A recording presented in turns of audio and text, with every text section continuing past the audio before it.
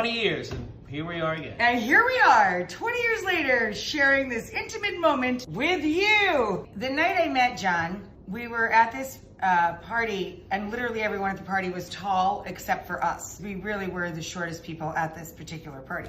So anyway, conversation ensues. So I said, well, I cook for a living. I said, do you do any cooking? And he's like, oh yeah, I love to cook. And he said that the night before for dinner he had made Tilapia that I pan-seared and topped with a Tomatillo sauce. And then I had a side of Maque Choux. Spilling out of an avocado was the phrase that he used. We're going to try and actually make that together. Shall we start with the Maque Choux? Yeah. We're just gonna melt some sugary sweet corn. When I make Maque Choux, I take a few ears of corn, I scrape it upside down in a big bowl to collect all the milk and all the kernels. And this was the kernels in the milk, or the liquids that come out when you scrape corn into the bowl, in a food processor until it's pureed. This is what I use instead of heavy cream. This is sugary sweet, and there's nothing in it but corn, and it's natural liquid. I like heat to balance sweet. So the sugary sweet corn, the corn puree, is gonna be balanced with jalapeno pepper. I have 2 good-sized jalapenos seeded and chopped. Why do we seed them?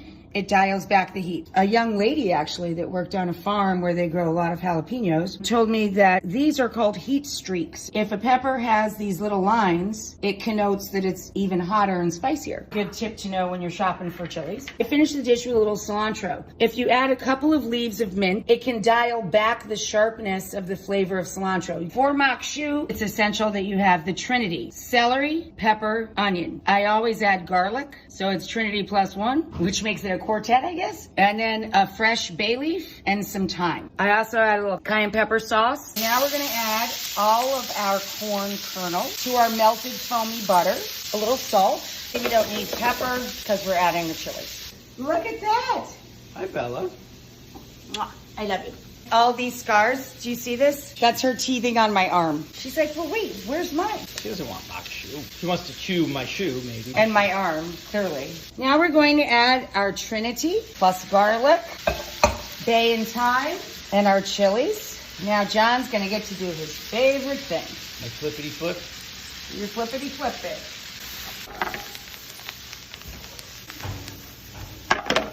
After about 3 to 5 minutes, then we can add in all of our puree of corn. I call it pure yay.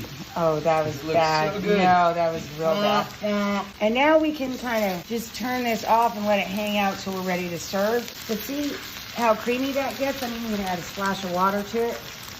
All that natural sugar, the butter and the sweet corn puree itself make that creamy enough. You really don't need the heavy cream. I'm gonna add a little hot sauce around the pan, a little cayenne pepper sauce. That's optional. Nice and creamy and delicious. I don't know how John made this years ago, but here's how we're gonna roll tonight. You can make this dish with either chicken or fish. You used tilapia, we're using halibut. Any sustainable white fish or red snapper would be great. My sister wants chicken, so we're going to make some with chicken as well. For the top, I made a very simple sprinkle, a teaspoon each of onion garlic, cumin coriander, and a 1/4 teaspoon of cayenne pepper. Mixing that together, we're going to season with some salt.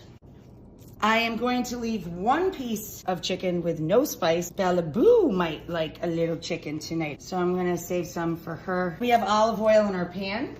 We kind of over season one side. You know, they put a lot of seasoning on one side and nothing on the other. So we have chicken going there. So we're gonna put in our halibut with the spicy side down.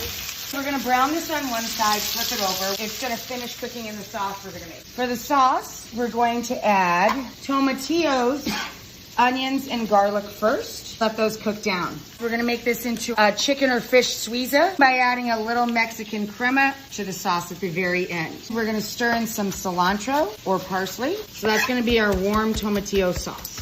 Instead of jalapenos, we're going to add some poblanos. I charred them under the broiler until they were blackened and blistered. Then you slide the skin off, pull away the stem, slide away the seed. And then we're going to slice our poblanos, and that's gonna be our mild chili flavor in our sauce for these 2 glorious dishes here. Nice. Ooh, beautiful. Delightful. Good looking chicken. We're going to transfer our halibut out of the pan. We just flipped it. The top has beautiful color. Put it off to the side. Same with our chicken. Chicken fully cooked or not really? It'll finish cooking in the sauce. We're gonna cook the chicken all the way.